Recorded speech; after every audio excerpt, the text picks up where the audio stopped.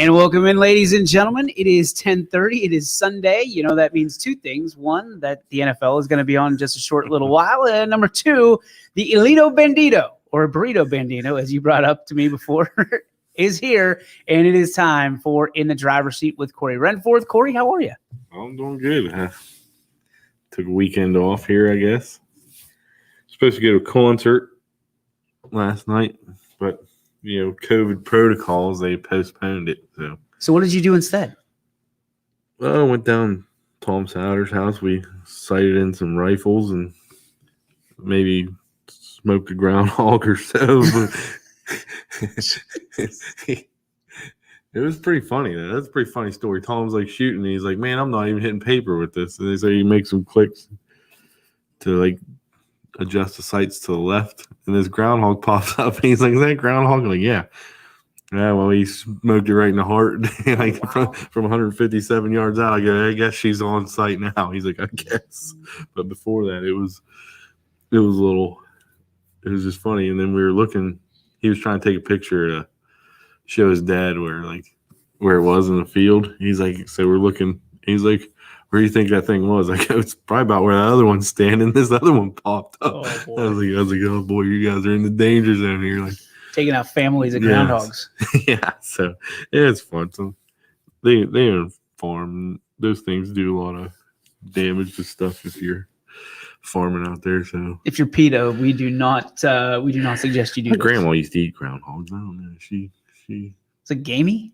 I don't know. I never ate them. Squirrels and stuff. I've ate a lot. Rabbit. But my grandma used to eat squirrel brains like they were like walnuts, dude. She was like popping her mouth. She was a different breed. Duck Dynasty, man. Yeah, Duck Dynasty over there. She'd be cooking up them squirrels, and she'd be taking them brains and just popping them in her mouth like they're, like I said, like almonds, man. Just I'm like, people are tuning in like, what the hell are we talking about today? Yeah, what is going on? Yeah, so yeah, we just did that, and then we went out and had a few drinks later, and I could have raced, but I told Jake Eakin it was his car for that weekend, and told him it was his car, and this is his car for the weekend. So not a whole lot of better people you can give a car to. Yeah, Jake Eakin. He's been on a hot streak of late. He claims he finished 7th on Facebook, but it looks like on my race pass to me he got 6th. So I'll give him credit for one more spot. There you go. I don't know where. Maybe I'm not reading the official results or something, but hey, and on race pass it looks like you got 6th place to me.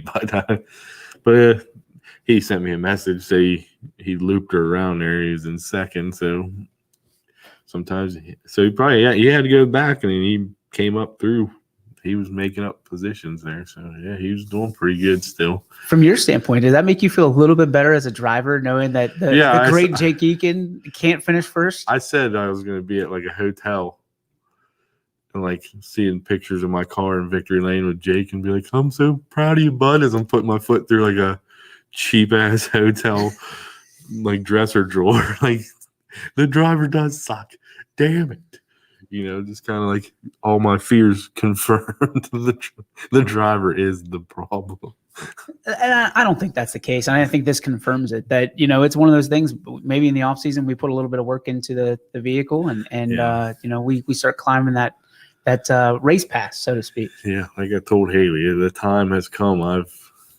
I've driven that thing, I think, as far as I can get it with the current setup on that. So I now have to expand my role as crew chief rather than. Well, they did have to do some repairs with Nick Groves, Trevor Hammond. He told me there was a bad power wire and it wouldn't start or something, so they had to throw a new wire on there. Jake said he probably might call in, so maybe he can give us a little more details on that. Yeah, and you can call in too. The hotline, 330-886-0813, here in the driver's seat on this Sunday with Corey Renforth. So we know what you did last night. We know what Jake did last night. Any exciting news last night from the track? Oh. Here we go. Asking you shall receive. Apparently there's some exciting news down the road here. Yeah, we got some woo-woos going on. You are in the driver's seats with Corey and DJ. What's going on? It's Jake. It's Jake, the Snake Eakin. Jake, how'd it go last night? It went all right. Corey, his car's pretty fast. That's good. Well, that's a good start. Now, you said you finished 7th, and Corey says you finished 6th. There's some discrepancy there. Talk to us about what happened. Right at the line between me and Tyler Purnell, it was kind of dead even right at the flag stand, so I couldn't even tell. I just said I finished 7th, but maybe Race Pass was right, 6th. But I'll take it either way. Yeah, that seems to be the official result to me. I don't know. That's what Goods is going to put on paper is what Race Pass says. So. I like that. All right, so how did the car feel last night?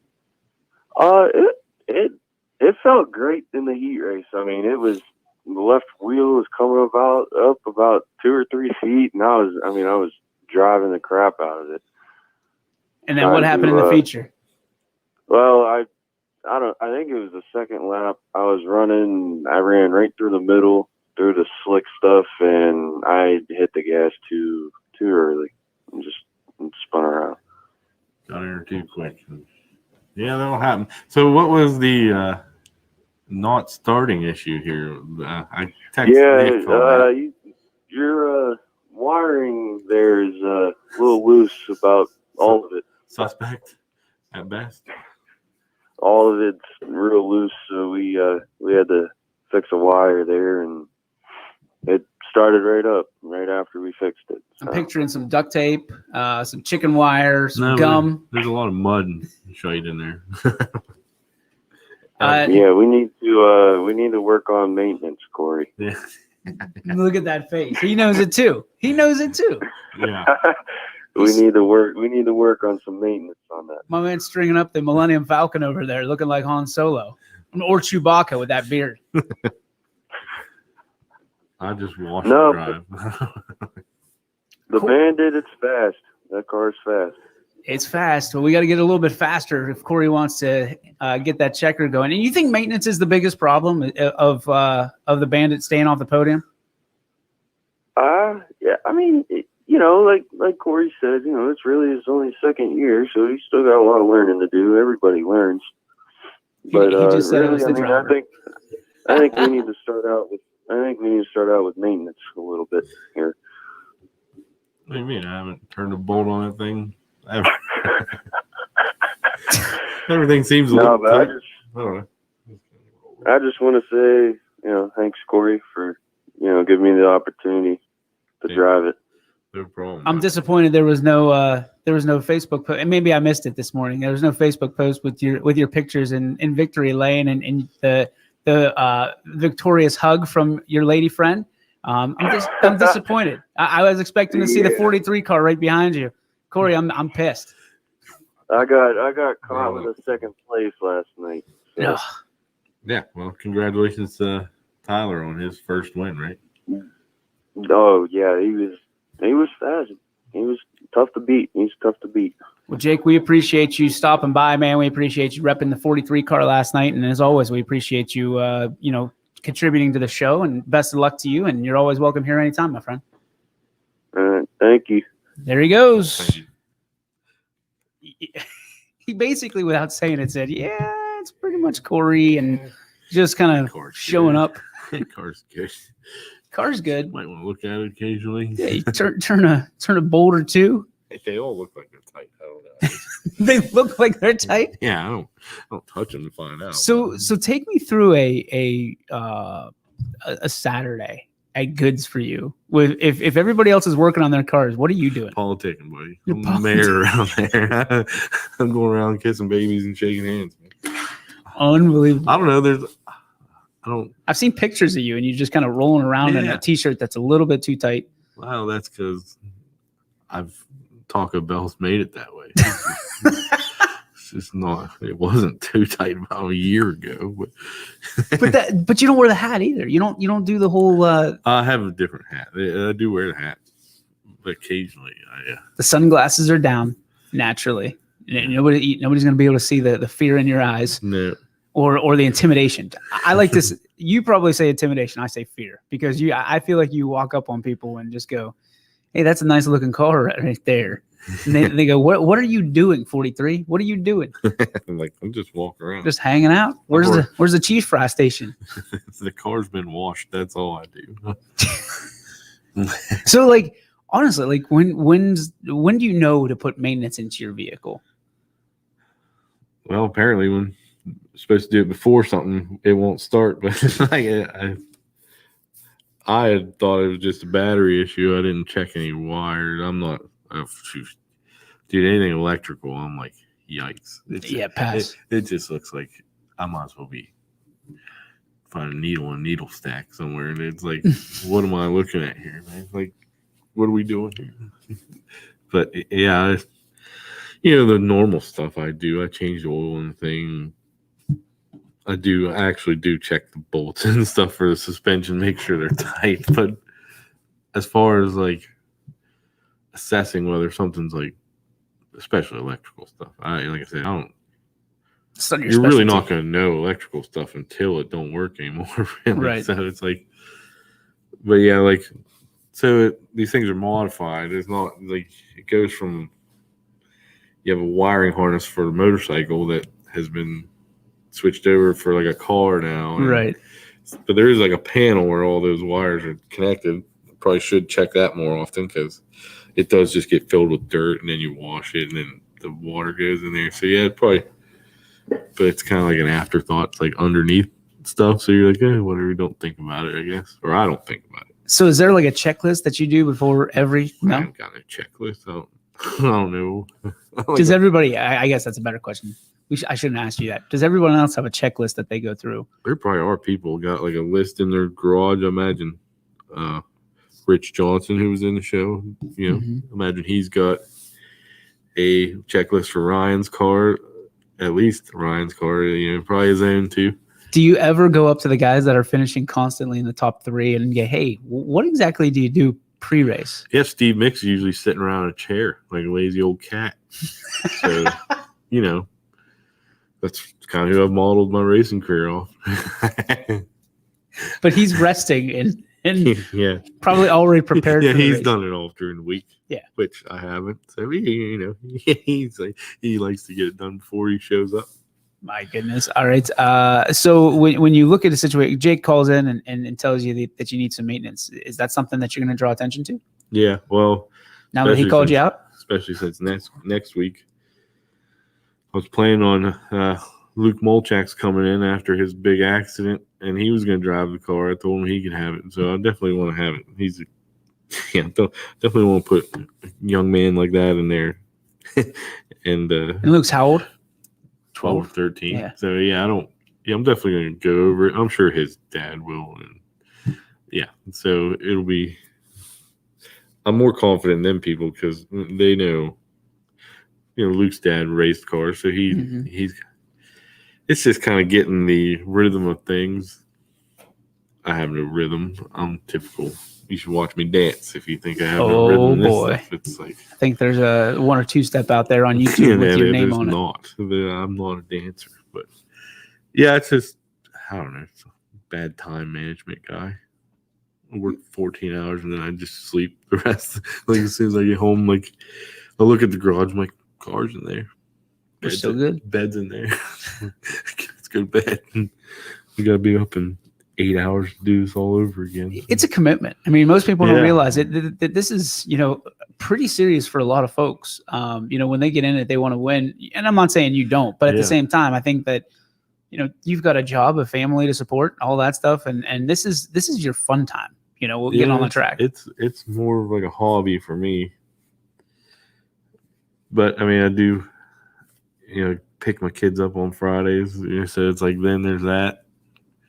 It's like Saturday mornings. I've kind of got them into like at least help them wash the thing, but then they're like, all right, we're going. See you later. So it's like, all right, I gotta find something to do with them. Can't just be like, it's race car day. Okay, you guys gotta buzz off.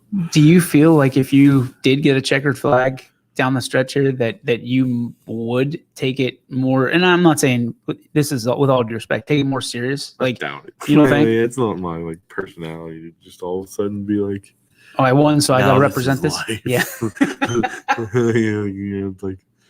Like I realize that when I'm starting this, it's just always gonna be for fun. Like I said, I won't.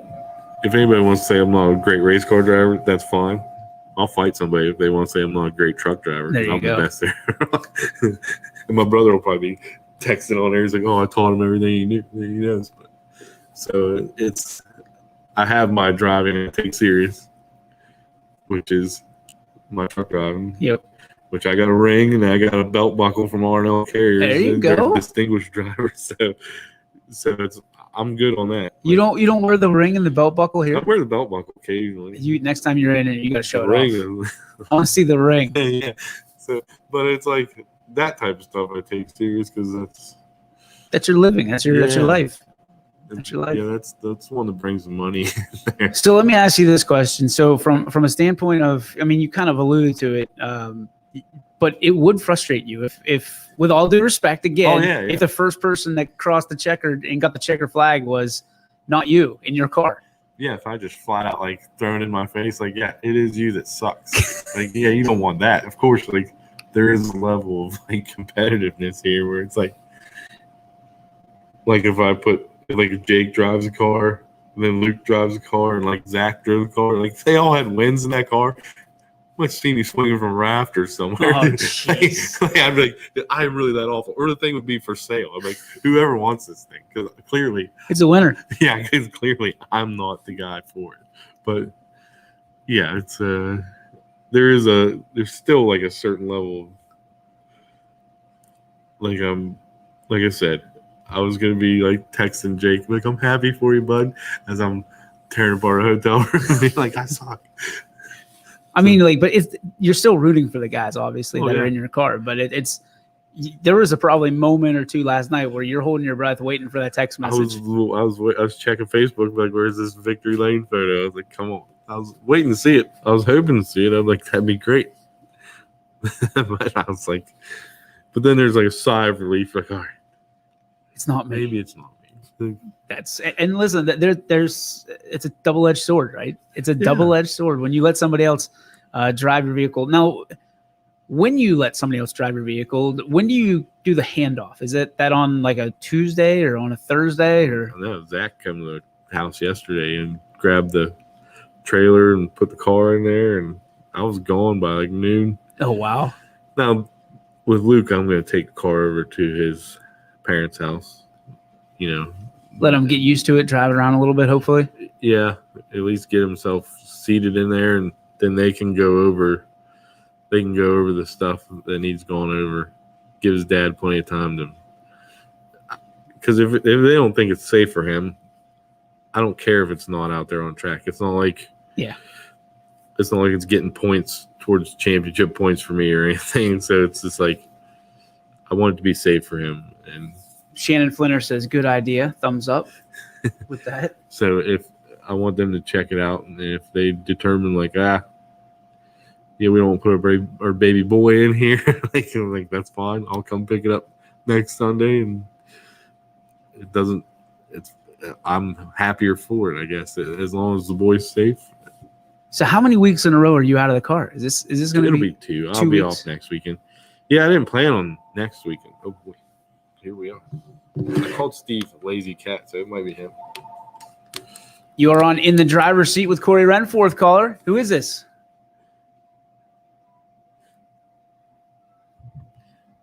Caller, are you there? Yep, I'm here. Who is this? It's Mark Sukan. Oh, Mark. There we go. Mark, what do you got for Corey today? You better go over that car this week, Corey. I hit it pretty good last night. Oh, you got me. Without me in it. You're just that magnet between our cars, we finally hit the 22 car and the 43 car finally met up. Oh boy. So, yeah, once Jake spun, there was nowhere for me to go, so I pretty much drove through the right side of it. Oh, nice. Well, I got a Nerf bar laying around. I might be able to throw on there. How bad is it, Mark? Yeah, I haven't looked at it. I don't know. I didn't actually see his car. Jake didn't say anything about it. Yeah, imagine that. So, have you pulled it out of the trailer yet? It was like that when I got it. I haven't looked at it. Well, he finished the race with it, so it's probably not too bad. But yeah, my car got after I ran into them, I broke one of the track rules and walked away from my car, and they dumped my car in the mud pit behind the water truck. Oh, yeah. Well, Is that a safety rule there that you don't get out of your car? yeah. Okay. Well, it's not too much getting out of your car, but they don't want you leaving your car once you're in an accident. And I was hurting pretty good. That's the hardest shit I've taken. And so I crouched down on the track for a little bit, and I just wanted to get away from it. And we've had such bad luck that I wanted to get away. So I was walking back, and a couple of the officials tried to grab me, and I'm like, no, I'm just going, and kept walking. And finally they made me jump on the back of a four-wheeler. But then they came over and told me, oh, yeah, your car's in the mud behind the water truck. So we had to go retrieve it after the races. Too many four-wheeler rides this year, Mark. I mean, Oh, way too many. yeah, you take a couple. Shannon Fleener says, Jeremy says to start pitting by us and Sukon's for car help. I swear to God, everybody I think at tracks told me to move out of that back hole. They're like, come on up. So I'm like, I don't know. Got my little hideaway here. Jake is chiming in on the comment section, says, just the bumpers. Nothing was broke. I thought Zach told you. That's my fault. I apologize. So now poor Jake thinks he's under the bus here. I did hear from Zach. He's like, hey, he got a little damage. He's like, bumper and Zach and his typical bumpers for bumping deal. I'm like, I don't know. But, hey, oh, well, I appreciate it more if you hit me, not Jake. But well, I'm telling you, it's just that magnet between your car and ours. Yeah. You know, the your Wilma and the 22 was the only car that you really hadn't had contact with, and now they really kissed. So they're all happy, and now your streak with our cars is perfect. Yeah, well, maybe we can put it behind us now that we've. Because I mean, for a while there, I thought they was all aiming for me. Because like, if I was behind them, they're just like, "Hey, I'm gonna go sideways real quick. How you gonna handle this?" Oh, boy. First time last year, didn't handle it so well. Kind of T-boned Mark. This year, I was able to avoid him, and I got Taylor. Taylor come at me a couple of times, but yeah, it was. And Mark's done a lot of work for everybody, Oh yeah, and for you especially. Mark, what is it about kind of dialing in and helping out that keeps you going? I just love it. I mean, I still have a lot to learn. I started out, I was a lot like Corey, and we'd get home and wash the cars up, and then we would just head out the following weekend and be good to go. And now it's getting to the point where everybody else is a step or two ahead of us. So I've started putting a lot more time and effort into trying to learn how to set these cars up better and get a little more speed out of them, and then probably work on our driving style. And things were starting to look up before we went into our little string of bad luck here. And now we found out that next year they are combining Jake's class and our class. Uh-oh. So we're going to have a lot more cars out there and a lot of faster cars. So we're going to have to step up our game. But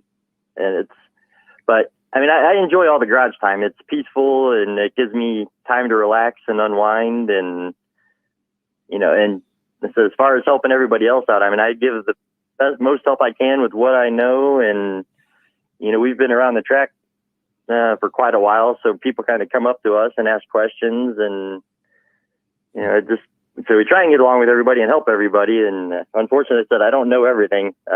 Steve Mix, they have way more knowledge than I have, and Nick Groves has run just about every class out there, so he's got a lot of knowledge. And so it's the whole thing's a learning curve, including for me. But I just try and pass on what I do know and what I have learned on everybody else, and try and get everybody faster. It's not just about winning. It's just about having everybody out there and more cars and more fun. And but yeah, I wouldn't change anything. Bandit, what is Mark meant to you? I mean, what has he done for you? Oh, good Lord. I mean, heck, it started before I even got out to the track. Jared Thompson went out. Like the week, we bought those cars off Stillions. Jared Thompson went out. It was like my daughter's birthday. So I took her to dinner. He went out and raced. I was going to go next weekend, but they shut the track down in between that Saturday and the next Saturday. But Jared, he went out there and he had some problems with his fuel pump or something. And Mark was helping him. So Jared's like, hey, when you go out there, you know, guy named Mark Sukon out there, you look for him. He's gonna help you. Like, if you need help, he was real helpful to me, and I didn't know who the hell he was.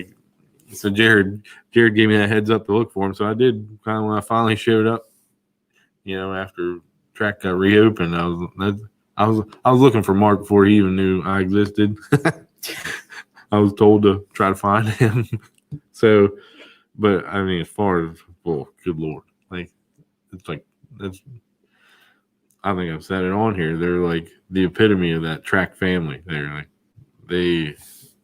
those folks kind of set the standard for that in my mind anyway. I don't know about anybody else, but again, we can only take this from my perspective here. But yeah, that's what Mark means to me. I don't know the world out there when I'm at that track. Usually, you're too kind, Corey. Usually the first trailer I'm walking to, like, all right, I got an issue. Going for them. So I probably should park closer to them. So at least, but then again, that's the only calories I burn all week walking to Mark's trailer. So I don't know. That Taco Bell's not helping you with this. No. Run for the border there, you know. But yeah, I couldn't. I don't know. I can't hardly describe what everything God does for me, and even just the way the car is now. That's him. And he's the designer too of the car as well. Yeah. Mark, do you come up with all these designs kind of in your mind, or how do you? I know you've done more than just Corey's. That's got to be fun for you to dress up the cars a little bit. I don't know about fun, but it's kind of a nice little side hobby and job. I mean, we try and keep our cars looking nice. With us, I mean, obviously Taylor races, my son, and then my wife, and then my car. But Corey actually came to me, and he said, you know, his car was all white. He said, I want my car to look like this. And I was like, all right. I said, we can do that.